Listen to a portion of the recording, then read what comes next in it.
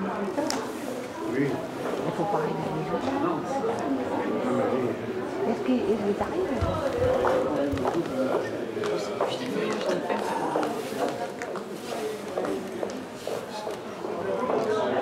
Bonsoir à tous, chers amis, chers habitants de Port-Jean-sur-Seine et Notre-Dame de Gravenchon. C'est un vrai plaisir de vous recevoir ici ce soir dans la salle L'Escale. C'est déjà la deuxième année que nous revenons dans cette salle. Ça permet aussi de faire les vœux dans les quartiers hauts et ce quartier plus près du centre-ville, et d'avoir aussi des habitants différents qui viennent à cette cérémonie de vœux. C'est un vrai bonheur de vous voir aussi nombreux. Alors, je vais essayer de ne pas être très longue parce que c'est pas facile d'être debout, et l'objectif de ces vœux, c'est d'avoir un moment de convivialité, se souhaiter la bonne année, se revoir entre amis, entre voisins, et puis échanger. Et puis nous, on est tous là. Les adjoints sont derrière moi, les conseillers municipaux faisaient l'aide d'honneur avec nous tous aussi. On est là aussi pour répondre forcément à vos questions. Très heureux, je le disais, et je pense que la météo nous est un peu plus favorable que le début de semaine. J'ai eu très peur aujourd'hui. En tout cas, merci d'être là. On a fait cette entrée sur les vœux un peu gai tous ensemble, mais je tenais à commencer cette cérémonie en rendant un hommage à un ami qui est disparu, qui était conseiller et adjoint chez nous. Je voulais vous parler de Yves Gagadin. Je pense que vous allez avoir son image. Yves a été extrêmement investi sur la commune. Il nous a quittés l'année dernière. Il a été élu sur la commune de Notre-Dame de Gravenchon et après PJ2S pendant 25 années. Il s'est occupé notamment, moi je l'ai connu quand j'avais mes enfants à l'école, des affaires scolaires et de la communication. Période durant laquelle, on en parlera après parce que je vais mettre l'angle de ses vœux sous les 200 ans de la commune, il a œuvré pour moderniser les infrastructures scolaires et aussi tous les moyens de communication de la ville. C'est sous l'ère Yves Gagadin qu'on avait les 4 arrobases, dont était si fier M. Vest, qui n'a absolument jamais eu un ordinateur de sa vie. Mais vous voyez, c'est les paradoxes de l'histoire. C'était sa plus grande fierté, il s'en est jamais servi, mais bon. Yves, de 2008 à 2020, s'est consacré à la protection de l'environnement aussi, et à la gestion des risques technologiques. Il était particulièrement connu pour ça et très investi. Déjà parce que ses compétences professionnelles, sa carrière au sein d'ExxonMobil, son souci du détail aussi, son souci de la précision lui ont permis de se distinguer dans ses gestions des risques industriels. J'ai envie de dire quand même que si le cœur de ville est ce qu'il est aujourd'hui, c'est grâce à lui. Parce que ça a été de longue haleine de traiter les questions de plan de prévention des risques technologiques. Et si on peut construire un cœur de ville agréable pour vous tous aujourd'hui, remettre des logements au cœur de ville, c'est probablement grâce à lui. Sans lui, ce cœur de ville ne serait pas là. Et je tenais à le dire ce soir, on le lui doit. Yves a aussi contribué dans des instances nationales. Il représentait la ville au CODERST. Alors le CODERST, c'est le Conseil supérieur de la prévention des risques technologiques, ou alors à Amaris, l'Association nationale pour les collectivités soumises aux risques technologiques majeurs. Non seulement il leur a fait bénéficier de son expertise, mais il a fait rayonner la ville aussi à travers ses responsabilités. Nous sommes encore aujourd'hui reconnus en la matière. C'est donc avec une immense tristesse que nous avons appris son décès et que nous devons lui dire au revoir cette année. Et comme hommage, si vous en êtes d'accord, j'aimerais qu'on puisse l'applaudir quelques secondes, s'il vous plaît.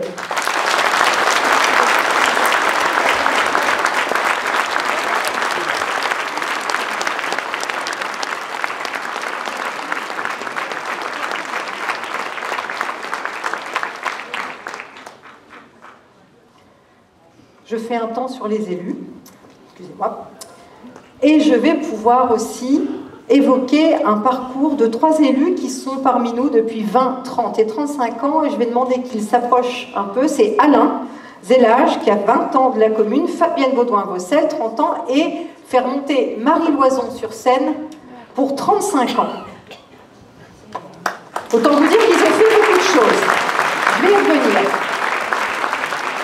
Alain a rejoint l'équipe municipale en 2001, dans un premier mandat de conseiller, puis un second mandat de conseiller délégué. Et moi, je crois me souvenir que tu étais responsable des assises. C'était notre première action de démocratie participative où on mettait le citoyen au cœur de nos décisions. Et pour cela, je t'en remercie sincèrement. Et puis après, Alain, c'est lui que vous pouvez enguirlander, parce qu'il s'est occupé des routes, des espaces verts, des bâtiments. En fait, tout ce qui est votre quotidien. Et finalement, a subi aussi toutes les modifications qu'on est obligé de faire en matière environnementale pour préserver notre planète, pour utiliser des nouveaux matériaux, pour faire l'éco-pâturage, pour un petit peu moins désherber chimiquement, puisqu'on ne le fait absolument plus du tout, vous le savez. Mais il a aussi piloté l'ensemble des rénovations de quartier. Je citerai les rues Dufy, Claude Bernard, Coty, Fontaineval, tous les travaux de transition énergétique dans les bâtiments, notamment sur la salle Terret et le relamping des autres salles, les audits énergétiques. La ville, c'est quand même 125 bâtiments. Donc, ce n'est pas une mince affaire que de s'occuper de ces sujets-là. Et puis, moi, j'en suis fière, grâce à Alain, nous avons un tiers de notre flotte de véhicules de la ville maintenant, électriques, ce qui n'était pas gagné il y a 10 ans, au regard du surcoût, mais je crois que c'était une volonté dont tu peux être fier. Son expertise professionnelle, il l'a mis au service de la commune, et à votre service, on peut l'applaudir pour ses 20 années.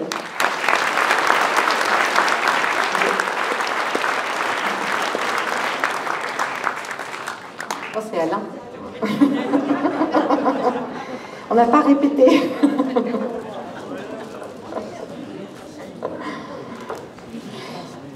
Je vais passer maintenant à 30 ans de carrière municipale et je vais vous parler de Fabienne Baudouin-Bossel, élue, elle, depuis 1992. Alors, si je dis que Fabienne est une élue passionnée, c'est même presque pas assez. Investie, c'est pas assez non plus. Qu'elle travaillait en équipe. Et ça, c'est une vraie qualité.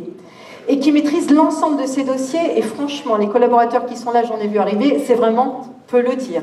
Quand vous donnez un dossier à Fabienne, vous savez qu'il va jusqu'au bout. Elle est reconnue par ses collègues, mais aussi par ses pairs, les enseignants, le monde sportif, le monde associatif. Pas une année sans qu'elle vienne dans mon bureau parce qu'elle a une nouvelle idée. Ça, c'est Fabienne aussi. Elle relève tous les défis. Elle raloue un peu au début, et ça passe nickel derrière, et absolument tout est réussi. Elle sait rassembler, parce qu'elle travaille, mais elle sait aussi s'amuser. C'est aussi notre bout en train au niveau de l'équipe municipale. Si je vous dis que c'est une personne entière et qu'elle dit tout ce qu'elle pense, ça ne vous étonnera pas non plus, mais au moins avec Fabienne, on sait où il va, il n'y a jamais de surprise. Et moi, je pense que c'est une des premières qualités humaines. Durant ces 30 ans, elle a mené plein de projets autour du sport, mais aussi des liens sociaux. Moi, je citerai la coulée verte, tous les aires de jeu dans les écoles, même si moi je les préférais en bois. On a eu des petits sujets là-dessus, mais on s'est toujours géré en compromis. Et puis je crois que sa grande fierté, c'est toute la notion d'inclusivité dans les écoles, dans les jeux, autour des manifestations de notre commune, et ça je pense que c'est une vraie force. Grâce à Fabienne, vous avez les chéquiers Pass Loisirs pour vos enfants, vous avez les passes CAPES pour vos étudiants, il y a une ludothèque. On a aménagé les rythmes scolaires, c'est des réformes après réformes, GECAL, on avait eu beaucoup, mais toi aussi.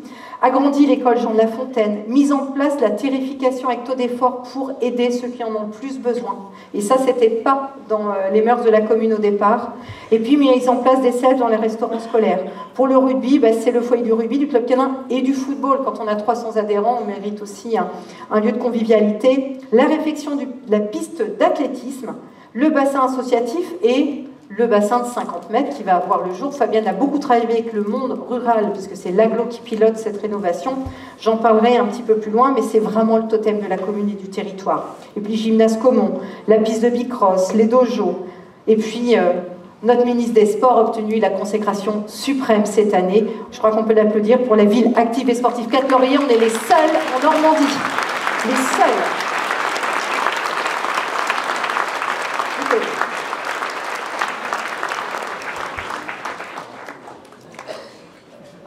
Merci beaucoup Fabienne.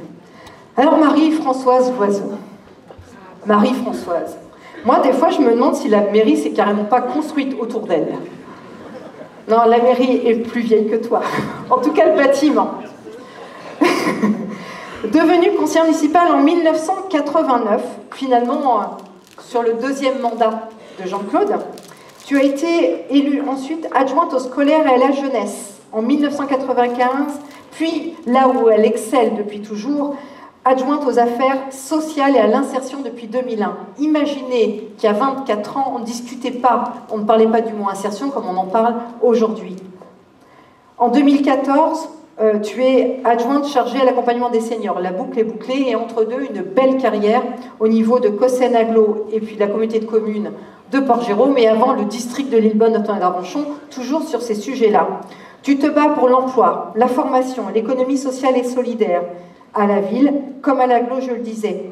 Tu étais membre, toi, j'ai même pas cité, du syndicat mixte en 1989. On n'était même pas une structure collectivité. Donc vraiment, non, c'est le territoire qui s'est construit autour de Marie Loison, c'est même pas la mairie.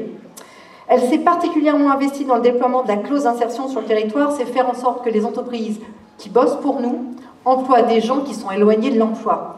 Ce sont des dizaines de milliers d'heures, ce sont des centaines de postes qui ont été pourvus grâce à toi, Marie. Tu es aussi fière de la création de l'Arcade, parce que je parle beaucoup d'insertion, mais à chaque fois que tu arrives, ça c'est moi. Et ça c'est vrai parce que c'est une structure qui accompagne beaucoup la politique de la commune sur la jeunesse, chez Marie-Claude, mais aussi sur l'insertion et des lieux d'échange. Mais je vais citer aussi Territoire zéro chômeur de longue durée, j'aurais envie de dire de longue haleine. Entre la promulgation de la loi et la labellisation du territoire, tu n'as rien lâché. Tu n'as pas lâché les ministres, tu n'as pas lâché les parlementaires, mais tu n'as pas lâché les personnes qui étaient dans le besoin. Tu leur as tenu leurs mains jusqu'au bout. La maison 3S, ou Solicène, où on retrouve, et je sais que certains membres des assos sont là et je les en remercie. Marie, tu as toujours été sensible au bon accompagnement de tous les publics. Maison des compétences, CLIC, EHPAD, centre social, territoire ami des aînés, et aujourd'hui, présidente de la mission locale pour aider les plus jeunes. Tu as quitté les seniors, maintenant c'est les 16-25. Mais ton expérience, c'est très favorable. Marie, vous ne me contredirez pas, mais au cœur, l'initiative de politique humaniste. C'est toi qui les as créées sur le territoire. Un grand merci pour nous avoir montré le chemin, Marie.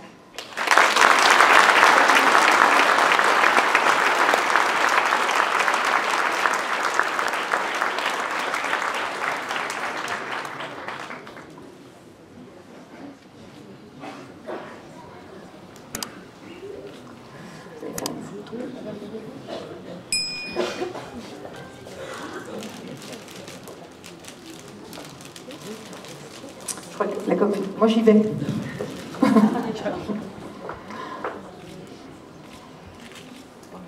Merci. Merci beaucoup à eux trois. Vous savez, il mérite, c'est l'équipe municipale.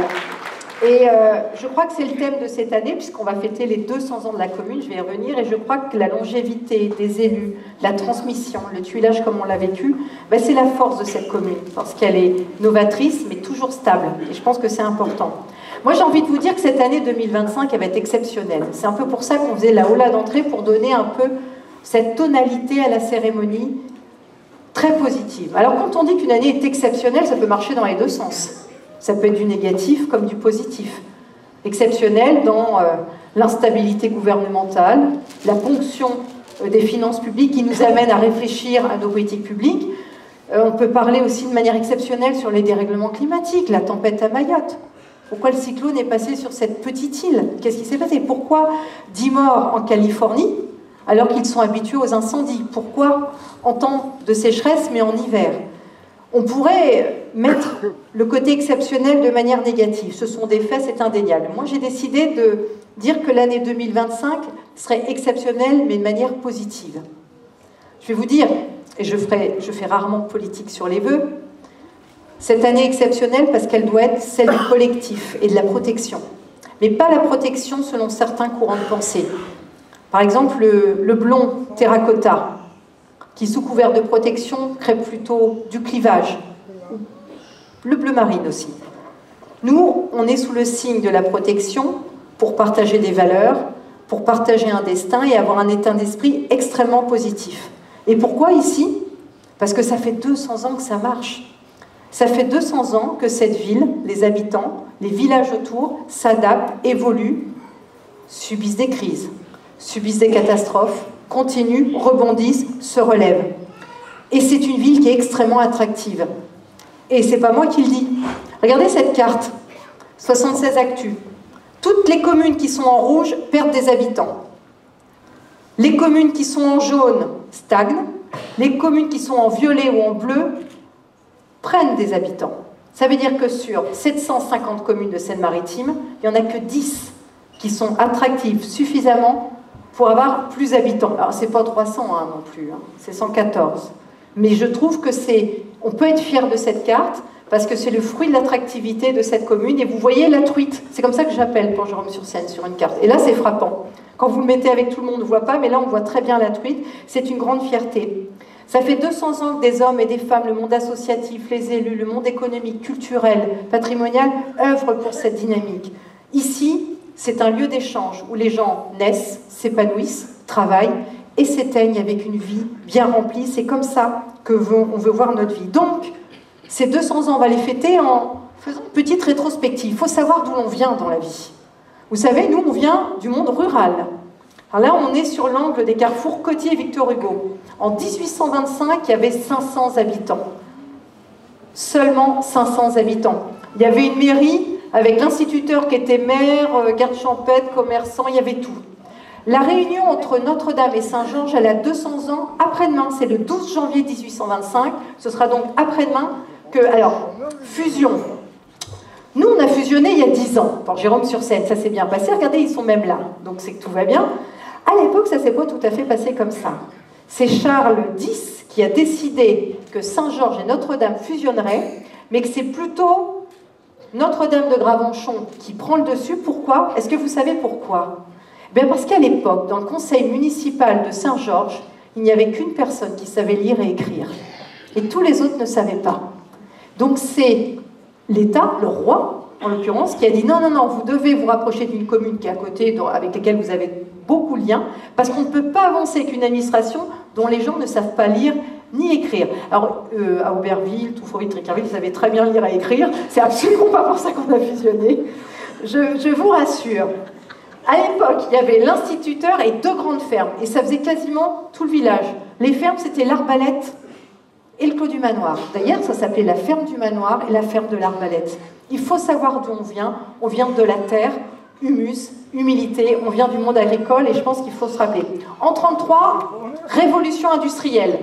Parce que ceux qui ne savaient pas trop lire et écrire à une époque ont bien évolué, puisqu'en 1930, ils décident de voter une délibération pour accueillir sur les terrains de Notre-Dame de Gravenchon les futurs vacuums et standards. Alors que les communes autour, je ne les citerai pas, ont refusé de peur que ça capte tous les salariés et vide le monde du textile. J'y reviendrai sur le monde du textile, mais à l'époque, avec ou sans raffinerie, ils ont un peu disparu de la France. Donc cette commune Malines a commencé son essor, et en 1933, ce sera 1000 habitants. Et au sortir de la guerre, avec l'évolution de la raffinerie et sa reconstruction entre 1947 et 1952, ce sera très rapidement 2500 habitants. Vous voyez cette commune? 2 fermes, un instituteur. La transformation qu'il y a eu, elle a su s'adapter, elle a saisi une opportunité, et c'est exactement l'état d'esprit avec lequel on est toujours aujourd'hui et demain, avec peut-être une pétrochimie qui se transforme vers le recyclage moléculaire pour avoir des plastiques éternels, et une industrie qui se tourne aussi vers le textile de demain, et je l'évoquerai. On passe aux années 50. Qu'est-ce qui se passe? La ville se construit, s'agrossit. La première urgence, c'est l'école. Vous avez toutes les dates là, je ne pense pas que vous allez les voir, mais vous avez la construction du groupe Petite Campagne en 1936, on est très loin de la classe unique en 1825, et puis rapidement en 1958, il faut construire le collège Pasteur, puisque la population continue d'évoluer. Aujourd'hui, c'est le pôle Frida Kahlo, j'y reviendrai tout à l'heure. C'est un engagement fort pour les enfants et la commune depuis toujours sur notre commune. Je vais vous citer, j'ai parlé de Fabien tout à l'heure, l'extension de Jean de La Fontaine, le renouvellement des jours de jeu. J'ai parlé des cantines tout à l'heure. Vous savez combien de repas? C'est 110 000 repas servis en 2024 pour nos enfants. Des repas fabriqués sur place. Et je salue chaleureusement l'ensemble du personnel qui travaille sur la cantine, parce que c'est une grande fierté d'avoir des produits de qualité et des préparations maison. 110 000 repas en 24, il y a 10 ans, c'était 84 000. 80% des enfants mangent à la cantine. C'est un vrai service public auquel on est attaché et qu'on veut de très grande qualité. On fait des spectacles, des remises de prix, le portail famille. Pour ceux qui sont à la maison et qui ne peuvent pas se déplacer en mairie, qui maîtrisent parfaitement l'outil, c'est idéal. Pour ceux qui ont besoin d'un contact humain, la porte de la mairie et ses agents est toujours ouverte. Je les en remercie aussi.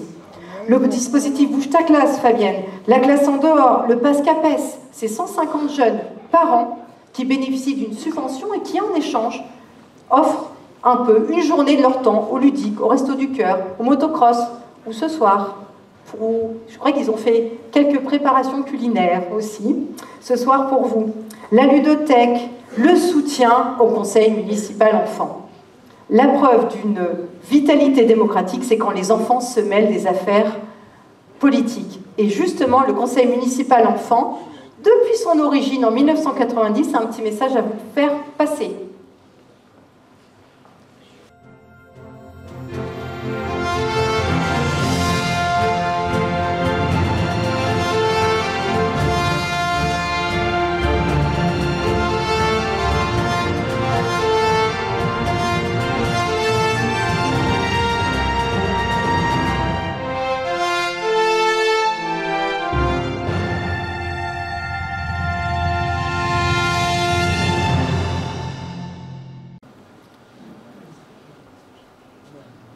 Bonjour, je m'appelle Camille Le Goff, je suis l'actuelle mère-enfant de Port-Jérôme-sur-Seine et je vous souhaite une excellente année 2025. Bonjour, je m'appelle Alice Friès et j'ai été mère-enfant de Port-Jérôme-sur-Seine de 2023 à 2024. Je vous souhaite à tous une très bonne année 2025.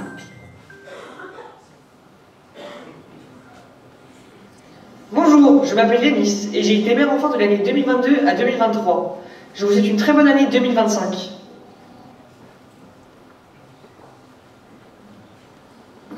Bonjour à toutes et à tous, je me présente, Saïdi Leila. En tant qu'ex-mère-enfant de septembre 2019 à juin 2022, de la grande commune qui est Port-Jérôme-sur-Seine, c'est avec une grande émotion qu'aujourd'hui, je tenais à vous adresser mes vœux les plus sincères pour l'année 2025.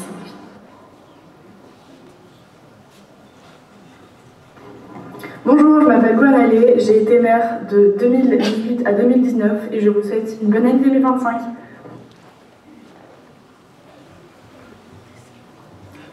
Bonjour, je m'appelle Salomé Vance, j'ai été mère-enfant de 2012 à 2015 et je vous souhaite une bonne année 2025.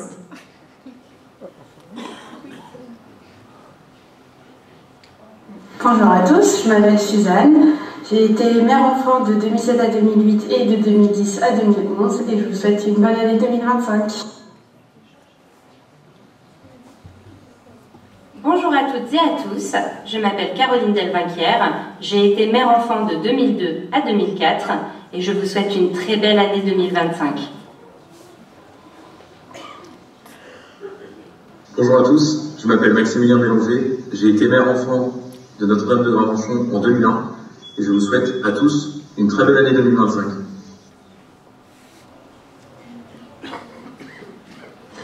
Bonjour, je m'appelle Claire Lecaudet, j'ai été mère de 96 à 98 et après un long passage à l'étranger, en Amérique latine, au Moyen-Orient, au Liban et en Afrique du Sud, me voilà de retour en France depuis un peu plus d'1 an.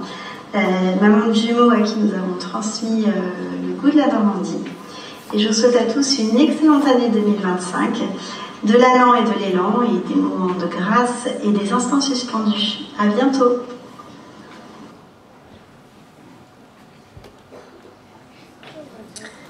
Bonjour, je m'appelle Adeline Goès-Loison, j'ai été mère-enfant en 1995 et 1996 et je vous souhaite une belle année 2025.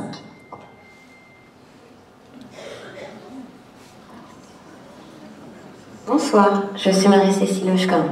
J'ai été la première mère du premier conseil municipal enfant de Notre-Dame de Gravenchon et du maire enfant le 12 juin 1990. Je n'avais alors que 12 ans. J'ai effectué 3 mandats en tant que mère enfant. Mais je reviendrai sur cette expérience incroyable au courant de cette année, car en 2025, le conseil municipal enfant de Notre-Dame de Gravenchon fêtera ses 35 ans. Nous célébrerons aussi les 200 ans de notre belle ville de Notre-Dame de Gravenchon et les 10 ans de Port-Jérôme-sur-Seine. Ce sera l'occasion de se rassembler, toutes générations confondues, autour de notre histoire, de partager et raviver nos souvenirs et honorer notre beau territoire. Je vous souhaite à tous une très belle année 2025, dans la joie et dans la santé.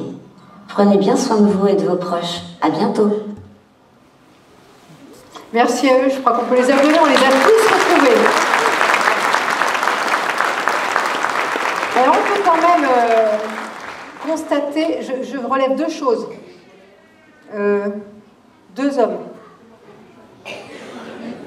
Il n'y a eu que 2 hommes. Je suis arrivée un peu tard, mais C'était quand même écrit. Et puis la deuxième chose, c'est de dire que la dernière mère enfant, Camille, elle est de Auberville, la campagne. Moi, je trouve que notre fusion est vachement plus rapide que celle de 1825. On peut les applaudir encore très fort. Merci beaucoup.